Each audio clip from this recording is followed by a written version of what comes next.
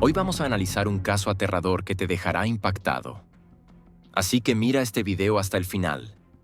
Cuando la primera luz de la mañana se extendía por el cielo, el día tomó un giro inquietante para un grupo de amigos cercanos. Recibieron una llamada telefónica inesperada que de inmediato encendió las alarmas. La compañera de trabajo explicó, con una preocupación evidente en su voz, que Jessica no se había presentado a su turno programado, algo completamente fuera de lo común para ella. Sintiendo que algo no estaba bien, John se puso en acción. Sin dudarlo, contactó a sus colegas de las fuerzas del orden y solicitó su ayuda para rastrear el teléfono de Jessica. La señal los condujo a un tranquilo estacionamiento frente a un restaurante local, a solo unas millas de la casa de Jessica. Al llegar, una extraña sensación de temor llenó el aire. Aparcado de manera discreta en el lugar estaba el coche de Jessica. Pero todo cambió en el instante en que se acercaron al vehículo y miraron dentro. La escena que encontraron fue a la vez impactante y devastadora, confirmando sus peores temores. Queridos espectadores, tenemos las mejores historias de crímenes en nuestro canal. Para no perdérselas, asegúrense de suscribirse y por favor, denle me gusta al video. Hoy vamos a adentrarnos en un caso real y revisar fotografías relacionadas con Jessica Lynn Keillor, quien nació el 8 de mayo de 1982 en la vibrante ciudad de Austin, Texas. Criada en un hogar lleno de amor, Jessica pasó sus años formativos junto a sus padres y dos hermanos, creando recuerdos cargados de calidez, risas y fuertes lazos familiares. Sus primeros años en Austin estuvieron llenos de la infancia que la mayoría desearía tener. Paseos en bicicleta por calles tranquilas, pijamadas con amigos y tardes leyendo en el porche. Pero las cosas eventualmente cambiaron cuando su familia decidió mudarse a un pueblo más tranquilo y rural conocido como Fluker. Aunque al principio fue difícil alejarse del único hogar que había conocido, Jessica se adaptó con su característico optimismo y capacidad de adaptación. Desde muy joven, Jessica destacó por su personalidad brillante. Era el tipo de persona que podía entrar a una habitación llena de desconocidos y salir con un puñado de nuevos amigos. Su naturaleza accesible y su carácter amistoso la hacían muy querida por casi todos los que la conocían. Pero su encanto no era su única fortaleza. Jessica también era muy determinada e increíblemente enfocada en su futuro. Incluso en la secundaria, sabía exactamente lo que quería hacer con su vida. Soñaba con convertirse en maestra, alguien capaz de marcar la diferencia en la vida de los niños y ayudar a formar jóvenes mentes. Con ese objetivo en mente, Jessica se inscribió en la Universidad Estatal de Texas, donde cursó una licenciatura en ciencias. Era apasionada por la educación y se tomaba muy en serio sus estudios, pasando largas horas sumergida en libros de texto y tareas. Pero a diferencia de muchos de sus compañeros, Jessica no se detuvo al recibir su diploma. Sus metas iban aún más alto y tomó la decisión de inscribirse en un programa de maestría para continuar su formación y ampliar su impacto en el aula. Para mantenerse económicamente, Jessica trabajaba en varios empleos mientras continuaba con sus estudios. Consiguió un puesto como asistente de enseñanza en una escuela primaria, ganando experiencia valiosa mientras contribuía significativamente a la vida de sus estudiantes. Al mismo tiempo, trabajaba a medio tiempo en un supermercado local. Equilibrar los estudios con dos empleos no era fácil, especialmente con la presión añadida de los préstamos estudiantiles y las facturas mensuales. Pero Jessica nunca permitió que eso quebrantara su espíritu. Se conducía con gracia y resiliencia, siempre creyendo que su dedicación eventualmente la llevaría a la vida que tanto esfuerzo estaba construyendo. Para septiembre de 2009, Jessica tenía 27 años y aún equilibraba sus estudios con sus dos trabajos. Se mantenía optimista y entusiasta, sobre todo porque había señales de que pronto podría abrirse un puesto de enseñanza a tiempo completo en su escuela. Esa posibilidad le dio un renovado sentido de motivación. Finalmente podría iniciar la carrera que había soñado durante tantos años. El 7 de septiembre de 2009, Jessica tuvo la rara oportunidad de tomarse un día libre. Queriendo disfrutar de un merecido descanso, pasó el día con amigos cercanos y su prima Melanie. Comenzaron la tarde relajándose en la piscina, compartiendo historias y risas bajo el cálido sol tejano. Más tarde, salieron a cenar a un restaurante local, disfrutando de buena comida y buena compañía. Conforme avanzaba la noche, pasaron por un bar del vecindario, jugaron unas partidas de billar y continuaron la diversión hasta altas horas. Jessica, siempre responsable, se ofreció como la conductora designada, asegurándose de que todos llegaran a casa sanos y salvos. Después de dejar a cada amigo, finalmente llegó a la casa de Melanie alrededor de la 1:30 de la mañana. Melanie le ofreció a su prima la habitación de invitados para que pasara la noche, preocupada porque Jessica debía de estar agotada. Pero Jessica educadamente declinó. Tenía un turno temprano en el supermercado y quería pasar por una tienda de 24 horas para comprar comida para sus perros antes de ir a casa. Las dos primas se abrazaron para despedirse sin saber que sería la última vez que se verían. Cuando el sol comenzaba a salir a la mañana siguiente, Melanie recibió una llamada que de inmediato le causó preocupación. Una compañera de trabajo de la tienda de Jessica llamó para decir que Jessica no se había presentado a su turno. Esto era completamente fuera de lo común. Jessica era conocida por su responsabilidad y dedicación, especialmente porque recientemente había sido ascendida a gerente de tienda. Faltar al trabajo sin avisar no era algo que ella haría.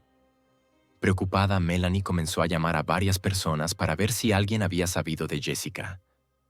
Desafortunadamente, nadie sabía nada. Finalmente contactó al hermano de Jessica, John, con quien compartía apartamento. John era oficial de policía y había comenzado su turno temprano esa mañana, alrededor de las 5:30 de la mañana. Él mencionó que no había visto a Jessica esa mañana y que no había revisado su habitación antes de salir. Alarmado por la noticia, John regresó de inmediato a casa. Cuando entró al apartamento que compartía con su hermana, su preocupación se intensificó. No había señales de que Jessica hubiera regresado la noche anterior. Sus pertenencias no habían sido tocadas y sus perros se comportaban con ansiedad, lo que sugería que no habían sido alimentados ni sacados en bastante tiempo. Fue una escalofriante realización. Claramente algo estaba mal. Sin perder tiempo, John contactó a sus colegas oficiales y solicitó ayuda para localizar el teléfono de Jessica. Las autoridades rápidamente iniciaron un rastreo y lograron ubicar la última localización conocida del dispositivo. La señal los condujo a un estacionamiento de restaurante a solo unas millas de la casa de Jessica. John notificó a Melanie, quien junto a su novio se apresuró al lugar. Cuando llegaron, sus peores temores se confirmaron. El coche de Jessica estaba estacionado discretamente en el lugar. A primera vista parecía un vehículo cualquiera dejado durante la noche. Pero cuando se acercaron al auto y miraron dentro, el ambiente cambió drásticamente. Lo que encontraron fue profundamente perturbador y desgarrador. Jessica estaba dentro, y de inmediato quedó claro que ya no estaba con vida. El novio de Melanie hizo la llamada de emergencia. Las autoridades llegaron rápidamente. Los oficiales aseguraron la escena. Los paramédicos confirmaron que Jessica había muerto y su cuerpo fue enviado para un examen más detallado. Aunque al principio los detalles eran limitados, estaba claro que algo violento había ocurrido. Mientras los equipos forenses comenzaban a examinar el vehículo, surgieron algunas pistas inquietantes. El asiento del conductor había sido empujado hacia atrás, lo que sugería que alguien mucho más alto que Jessica podría haber estado al mando del vehículo. Los investigadores teorizaron que pudo haber ocurrido un altercado dentro del propio coche. Sumando a la sospecha, la billetera, las llaves y las tarjetas de crédito de Jessica estaban desaparecidas. En el asiento trasero encontraron una bolsa de comida para perros recién comprada, un recordatorio desgarrador de que Jessica simplemente intentaba cuidar a sus mascotas. En conjunto, la evidencia pintaba un cuadro profundamente inquietante. Jessica había hecho una última parada en su camino a casa, como lo había planeado, pero algo salió terriblemente mal. Lo que comenzó como una noche normal terminó en tragedia. Después de realizar un examen cuidadoso y meticuloso del vehículo de Jessica Keylor, los detectives sabían que aún quedaba terreno por cubrir. El estacionamiento donde se había descubierto su coche estaba justo afuera de un restaurante local, un conocido lugar abierto las 24 horas por los residentes de la zona. Con la esperanza de encontrar grabaciones de seguridad, testimonios o incluso a alguien que pudiera haber visto a Jessica en sus últimas horas, los investigadores entraron al restaurante y comenzaron a hablar con los empleados. Fue entonces cuando el caso dio un giro repentino y desconcertante. Una de las empleadas del restaurante, que había llegado temprano para su turno de la mañana, compartió una información tan inquietante como inesperada. Mencionó que cuando llegó al estacionamiento ese día, de inmediato notó el coche de Jessica. Lo más perturbador fue que Jessica aún estaba viva en ese momento. Según la empleada, Jessica estaba sentada sola en su vehículo, pero algo en su comportamiento no parecía normal. La testigo describió sus movimientos como extraños. Lo atribuyó a que alguien simplemente estaba teniendo una mala mañana y continuó hacia adentro para comenzar su turno. Aproximadamente 30 minutos después, la misma empleada salió a tomar un breve descanso. Esta vez, la situación había cambiado ligeramente. Jessica ya no estaba sentada dentro del coche, sino afuera, justo al lado del vehículo. Aunque se había vuelto a vestir, la empleada notó que Jessica seguía pareciendo mentalmente distante. Estaba sentada en el suelo, pasándose los dedos repetidamente por el cabello y mirando fijamente al vacío, casi como si estuviera atrapada en un bucle de pensamientos o confusión. Incluso entonces, la empleada dudó en intervenir, sin estar segura de lo que realmente estaba ocurriendo. La tercera vez que salió, la escena había cambiado una vez más.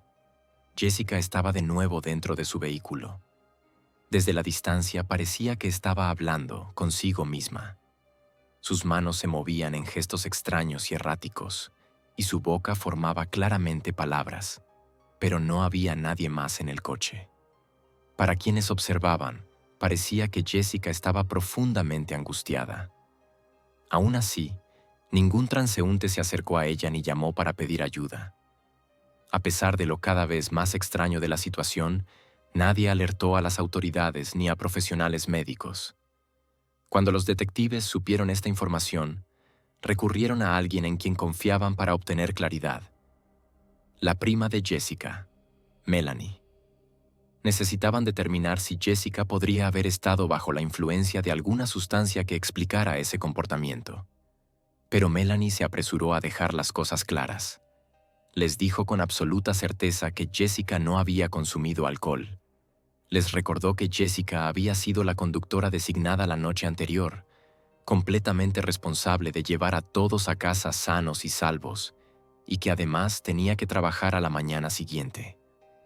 Más importante aún, Melanie enfatizó que Jessica nunca bebía. Simplemente no formaba parte de su estilo de vida. Para respaldar la declaración de Melanie, los detectives recibieron más tarde el informe toxicológico. Este confirmó todo lo que la prima de Jessica había dicho. No había rastros de alcohol ni de ninguna otra sustancia en su organismo. Eso dejó a los investigadores buscando otra explicación. Después de consultar con profesionales médicos, comenzó a surgir una nueva teoría, basada tanto en la ciencia médica como en factores ambientales. Los expertos propusieron que Jessica pudo haber sufrido un incidente traumático más temprano en la noche, algo lo suficientemente severo como para causar una alteración cognitiva. Y combinado con el hecho de que había estado sentada dentro de un vehículo cerrado durante horas, posiblemente bajo un calor creciente a medida que el sol de la mañana se intensificaba, su comportamiento pudo haber sido el resultado de una desorientación provocada tanto por el trauma físico como por la exposición al calor. En esas condiciones, es plausible que Jessica no se diera cuenta de lo grave que era su estado, o que no estuviera plenamente consciente de lo que le estaba ocurriendo. Tristemente, si al menos un testigo hubiera solicitado ayuda médica, existía la posibilidad de que Jessica hubiera recibido a tiempo un tratamiento que le salvara la vida. Pero ahora, esa oportunidad se había perdido. Lo que quedaba era un misterio creciente, y los investigadores estaban decididos a obtener respuestas. Con pocas pistas físicas en las que apoyarse, los detectives cambiaron su enfoque hacia la evidencia digital, específicamente las grabaciones de vigilancia. Desafortunadamente, El área inmediata alrededor del restaurante carecía de cámaras de seguridad. Era un obstáculo frustrante, pero no el final del rastro. Recordaron que Jessica había planeado comprar comida para sus perros esa noche. Dada la hora, solo había un destino probable: una tienda Walmart cercana, justo al otro lado de la calle y abierta las 24 horas. Los detectives obtuvieron rápidamente las grabaciones de seguridad de ese lugar y revisaron las imágenes. Allí, en las primeras horas de la mañana, la vieron. Jessica, viva y aparentemente completamente tranquila. Llegó sola al estacionamiento y entró a la tienda, caminando con determinación. No había señales de angustia en su lenguaje corporal. Nada parecía fuera de lo común. Se dirigió directamente al pasillo de productos para mascotas. Tomó una bolsa grande de comida para perros y se dirigió a la caja. Tras pagar sus artículos, salió de la tienda sin ningún incidente. Sin embargo, lo que ocurrió después llamó la atención de los investigadores. Apenas segundos después de que Jessica saliera de la tienda, otro individuo salió tras ella. Un hombre. Las grabaciones de vigilancia mostraron que había entrado al estacionamiento poco antes que Jessica, pero su comportamiento despertó sospechas inmediatas. Había estacionado su vehículo en el extremo más alejado del lote, lejos de la mayoría de los compradores, y en lugar de dirigirse a los pasillos de la tienda, entró directamente al baño. Momentos después salió y abandonó la tienda por completo, sin realizar ninguna compra. La coincidencia temporal era inquietante. Lo que perturbó aún más a los investigadores fue lo que la siguiente cámara no logró mostrar. El coche de Jessica había quedado estacionado detrás de un gran árbol frondoso en el borde del lote. Debido al ángulo y a la obstrucción, las cámaras de seguridad perdieron de vista tanto a Jessica como al hombre cuando llegaron a esa zona. Sin embargo, la secuencia de eventos pintaba un cuadro escalofriante.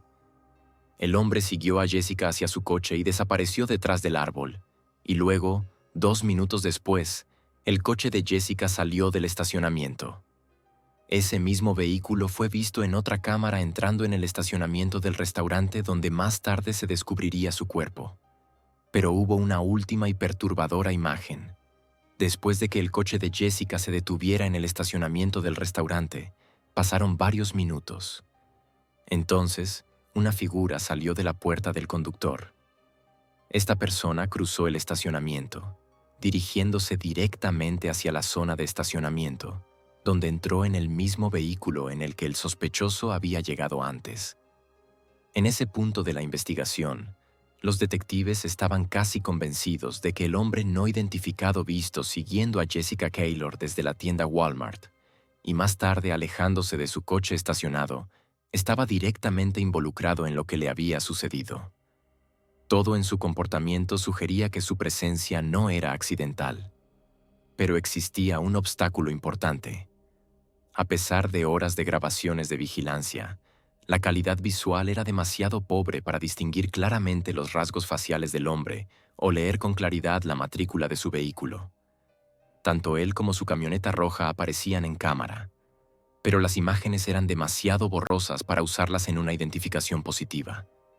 Aún así, los detectives sabían que no podían detenerse allí. Cada pista importaba. Así que dirigieron su atención hacia otro ángulo: las pertenencias desaparecidas de Jessica.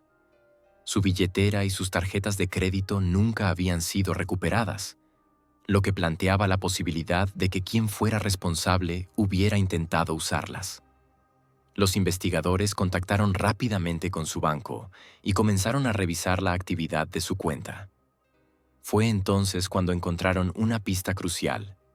Aproximadamente 20 minutos después de que el vehículo de Jessica fuera visto llegando al estacionamiento del restaurante, el lugar donde su vida llegó a un trágico final, una de sus tarjetas de crédito fue utilizada en una gasolinera cercana. Era un posible gran avance. La transacción fue registrada justo a tiempo para que el sistema de seguridad de la tienda la hubiera captado. Sin demora, los detectives visitaron la gasolinera y aseguraron las grabaciones de vigilancia. Al revisar la cinta, todo comenzó a encajar. La misma camioneta roja de las imágenes de Walmart llegó a la bomba de combustible. Luego, en la cámara de la caja registradora, las piezas se unieron. El mismo hombre visto siguiendo a Jessica fuera del Walmart apareció en pantalla nuevamente, esta vez realizando una compra con la tarjeta de Jessica. Ya no había duda. Quienquiera que fuera ese hombre, ahora tenía en su poder la tarjeta de crédito robada de Jessica. Y esa conexión, junto con sus movimientos sospechosos anteriores, solo hacía más sólido el caso en su contra. Con esta nueva evidencia vital en mano, los investigadores decidieron que era momento de involucrar al público. Publicaron imágenes fijas y fragmentos de las grabaciones de vigilancia, incluyendo tomas claras del hombre y de su camioneta roja, en los medios de comunicación locales. Las fuerzas del orden esperaban que alguien que estuviera mirando pudiera reconocerlo y presentarse. A veces, todo lo que se necesita es una llamada telefónica para abrir una investigación. Y esa llamada llegó antes de lo esperado. Solo unos días después, una mujer llamada Leslie contactó a la policía tras ver las imágenes transmitidas en televisión. Su voz era firme pero preocupada. Les dijo a los detectives que el hombre en el video se parecía casi exactamente a alguien que ella conocía. El mejor amigo de su prometido, un joven de 29 años llamado Crispin Harmel. Pero no fue solo su apariencia lo que llamó su atención. También estaba el asunto del momento. Según Leslie, Crispin había planeado pasar por su casa la misma noche en que Jessica fue vista por última vez. Él le había pedido dinero prestado hacía un tiempo y le había prometido devolvérselo esa noche. Pero nunca apareció. Y luego, apenas unos días después, ahí estaba él, en las noticias. Leslie no pudo ignorar las similitudes y, aunque la posibilidad de que Crispin pudiera estar involucrado en algo tan serio le resultaba profundamente inquietante, sabía que tenía que hacer lo correcto. Tomó el teléfono y reportó lo que sabía. Una vez que los detectives tuvieron el nombre de Crispin Harmel, la investigación tomó velocidad. Comenzaron a investigar sus antecedentes y rápidamente descubrieron algo interesante. Apenas unas semanas antes de la muerte de Jessica, Crispin había sido detenido durante un control de tráfico rutinario por conducir con una licencia vencida. La detención había sido grabada en la cámara corporal del oficial y, cuando los detectives revisaron el metraje, lo reconocieron de inmediato. Era el mismo hombre de la gasolinera. Aún más convincente, llevaba una gorra de béisbol distintiva, exactamente la misma que se veía en las imágenes de Walmart y de la gasolinera. 5 días después de que se descubriera el cuerpo de Jessica, la policía llegó a la residencia de Crispin. De inmediato, vieron una camioneta roja estacionada en la entrada. El vehículo era del mismo modelo que el visto en el video, pero algo había cambiado. En las imágenes de vigilancia, la camioneta tenía detalles cromados, acentos metálicos brillantes claramente visibles bajo las farolas. Ahora, esas mismas características habían sido pintadas de negro. El cambio era sutil pero deliberado. Para los detectives, parecía que alguien intentaba alterar la apariencia del vehículo lo suficiente como para evitar ser reconocido. Cuando la policía llamó a la puerta de Crispin, esperaban resistencia o al menos vacilación. Pero, para su sorpresa, abrió la puerta con calma y comenzó a hablar casi de inmediato. De hecho, ofreció una historia antes de que le preguntaran. Les dijo a los investigadores que había conocido a Jessica esa noche. Según él, ambos se habían conectado en una plataforma en línea y habían acordado conocerse en persona por primera vez. La versión de los hechos de Crispin era curiosamente detallada. Afirmó que se encontraron en el estacionamiento de Walmart, donde se subió al coche de Jessica. Desde allí, dijo que ella los condujo a un parque tranquilo donde se sentaron a hablar. Después de su conversación, Jessica lo llevó de regreso a Walmart. Antes de despedirse, él le contó sobre sus problemas financieros. Entonces, según él, Jessica generosamente le ofreció su tarjeta de crédito para que pudiera llenar el tanque de gasolina. Dijo que se despidieron y él se marchó. Más tarde, tras ver los reportes sobre la muerte de Jessica, admitió que entró en pánico. Preocupado de que la historia no se viera bien, dijo que tiró la tarjeta y pintó partes de su camioneta para evitar sospechas. Pero aunque la historia de Crispin podía sonar ensayada, Los detectives ya sabían demasiado como para que fuera creíble. Su relato simplemente no coincidía con las pruebas. Para empezar, las cámaras de vigilancia de Walmart mostraban claramente que Crispin no se encontró con Jessica cuando ella llegó. En lugar de eso, la siguió al salir de la tienda, sin acercarse a ella hasta que volvió a su vehículo. No hubo ninguna interacción registrada entre ellos antes de ese momento. Ese hecho por sí solo contradecía su afirmación de que habían planeado verse en el estacionamiento. Aún más revelador, las cámaras captaron lo que ocurrió después de que Jessica caminara hacia su coche. Mientras Crispin desaparecía detrás del árbol que bloqueaba la vista del vehículo de Jessica, las siguientes imágenes mostraban el coche de Jessica saliendo del estacionamiento sin regresar para dejar a nadie. Mientras tanto, las mismas cámaras grabaron más tarde a Crispin caminando solo de regreso a su camioneta roja, que seguía estacionada donde la había dejado. Los detectives ahora tenían dos relatos contradictorios, uno de Crispin y otro contado por las pruebas. Y las cámaras no eran la única fuente de verdad. Cuando la policía incautó tanto el teléfono de Crispin como los dispositivos electrónicos de Jessica, incluidos su computadora y los registros de su móvil, encontraron otra contradicción más. A pesar de su afirmación de que ambos se habían conocido en línea y habían acordado conectarse, no había registro de ninguna comunicación entre ellos.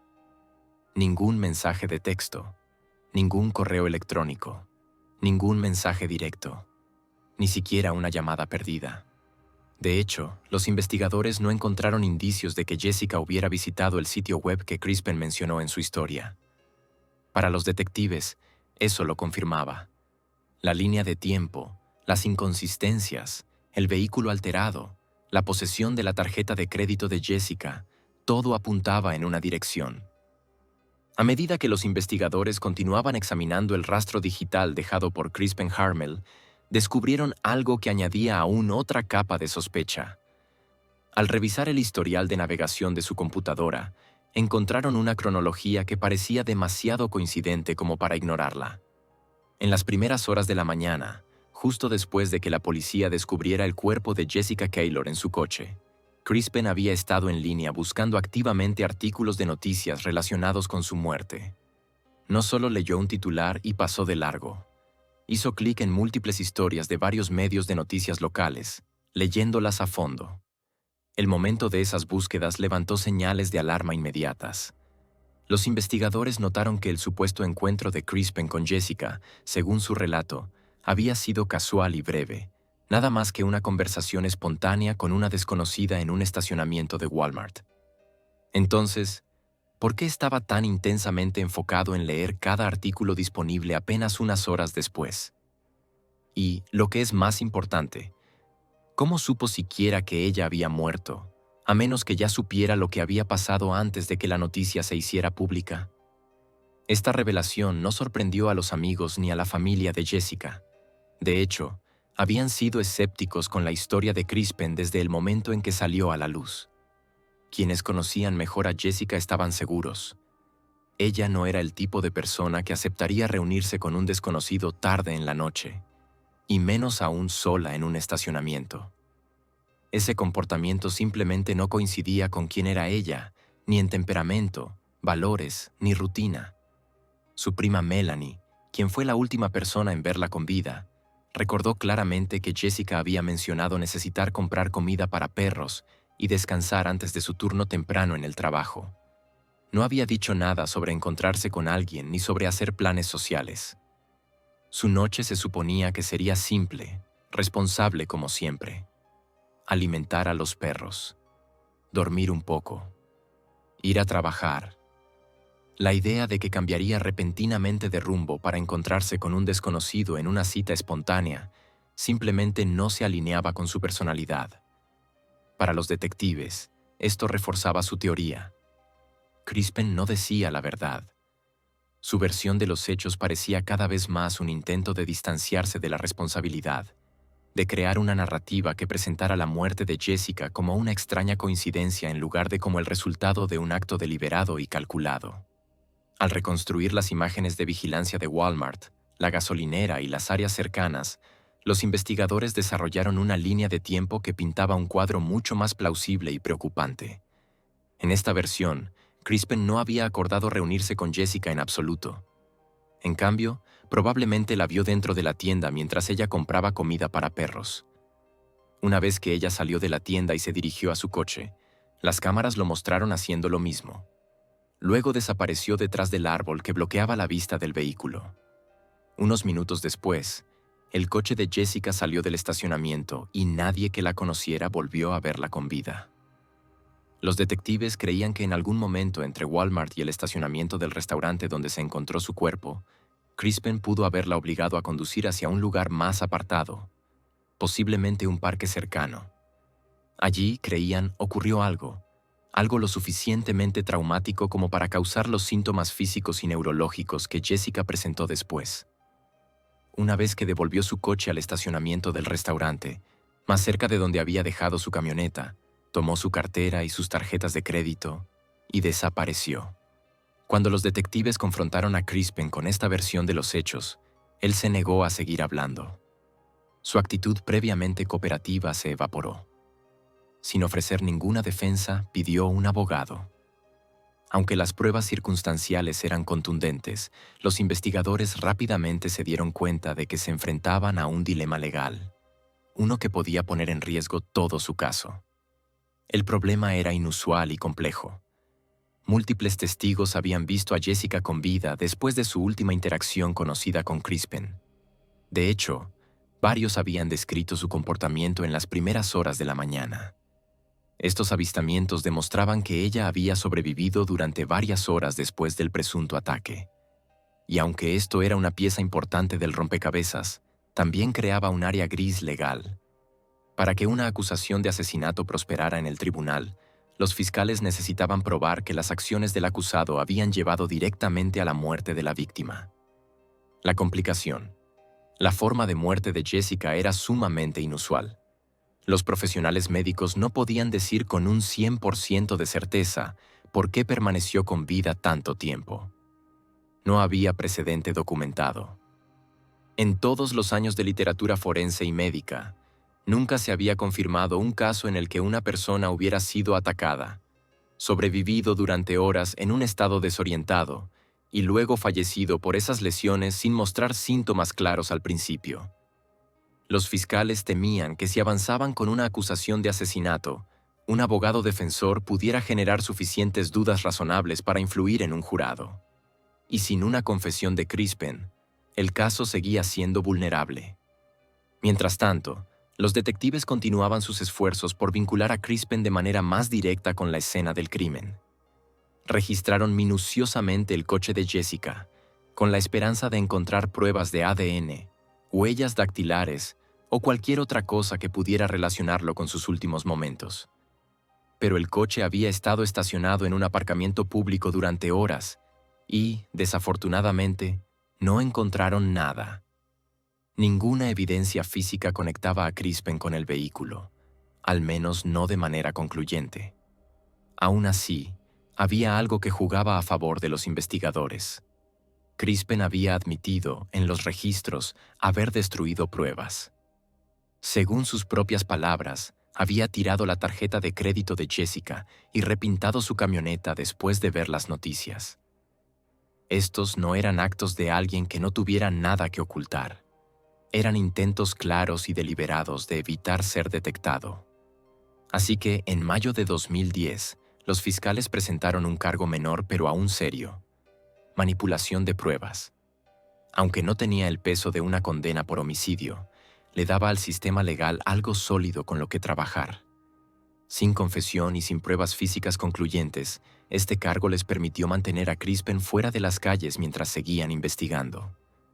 Crispin finalmente se declaró culpable del cargo y recibió una sentencia de 10 años de prisión. No era la justicia que los seres queridos de Jessica habían esperado, pero era un comienzo. Y lo más importante, les dio a los detectives más tiempo. El caso podría haberse enfriado, pero los investigadores nunca se rindieron.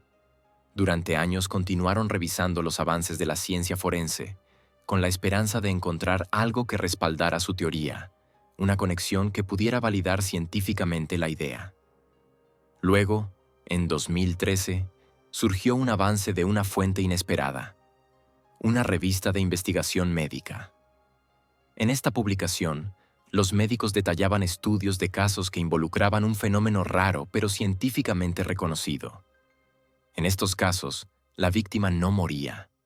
En cambio, el trauma interrumpía el flujo de oxígeno al cerebro, lo que resultaba en una cascada de síntomas neurológicos: confusión, dificultad para hablar, comportamiento errático e incapacidad para pedir ayuda. La condición, ahora conocida en la literatura forense como anoxia cerebral retardada, coincidía con el comportamiento de Jessica en un detalle perturbador. Este descubrimiento lo cambió todo. Los síntomas descritos en el artículo, deambular, desorientación y comportamiento repetitivo, eran los mismos que los testigos observaron en Jessica la mañana después de su presunto ataque. La condición explicaba cómo pudo haber sobrevivido durante varias horas, funcionando en un nivel superficial, sin darse cuenta de que estaba en peligro. También confirmaba la sospecha original del médico forense. Con esta nueva información, la teoría forense detrás del caso tenía una base más sólida. Las lesiones de Jessica, su comportamiento y su fallecimiento retardado ya no eran anomalías inexplicables, sino síntomas médicamente documentados de una condición conocida. Y eso les dio a los fiscales la esperanza de que aún se pudiera hacer justicia plena. Inmediatamente se pusieron en contacto con el experto médico que había escrito el estudio, una figura destacada en el campo de la neuroforense. Con renovada determinación y el apoyo de la ciencia de su lado, los fiscales avanzaron con una nueva estrategia. En mayo de 2018, después de años de construir su caso, acusaron oficialmente a Crispin Harmel de asesinato. La acusación marcó un cambio significativo en el impulso. Esta vez, el caso no se basaba solo en pruebas circunstanciales, sino también en investigaciones médicas emergentes que finalmente explicaban lo que antes parecía médicamente imposible. Pero como era de esperar, Crispin mantuvo su inocencia. Cuando el caso llegó a juicio, su equipo de defensa centró su argumento en un tema principal: la ausencia de pruebas de ADN. En particular, enfatizaron el hecho de que ningún material biológico vinculaba directamente a su cliente con el coche. En respuesta, la Fiscalía presentó a especialistas forenses que explicaron un aspecto crítico y a menudo malinterpretado de la ciencia del ADN. El ADN puede degradarse rápidamente en condiciones ambientales extremas. El coche de Jessica había estado en el calor de la mañana durante horas. La temperatura interior habría aumentado rápidamente, algo que se ha demostrado científicamente que descompone el material genético delicado con el tiempo. Para reforzar su argumento, los fiscales se apoyaron en gran medida en la línea de tiempo construida a partir de las imágenes de vigilancia. Cada fragmento de video, cada marca de tiempo y cada declaración de testigos había sido cuidadosamente integrada en una reconstrucción convincente paso a paso. La Fiscalía también recordó al jurado las acciones de Crispin, su sospechosa actividad en Internet, la eliminación de las pertenencias de ella, su historia engañosa sobre haber conocido a Jessica en línea, a pesar de que no había ningún rastro de comunicación entre ellos. Y finalmente, el trabajo de pintura realizado en su camioneta. La defensa continuó cuestionando la ausencia de pruebas físicas, pero el impulso había cambiado. Esta vez, el jurado no se dejó convencer. Después de años de batallas legales, retrasos desgarradores y tensión emocional para todos los involucrados, finalmente se hizo justicia. Crispin Harmel fue declarado culpable de asesinato y sentenciado a cadena perpetua sin posibilidad de libertad condicional.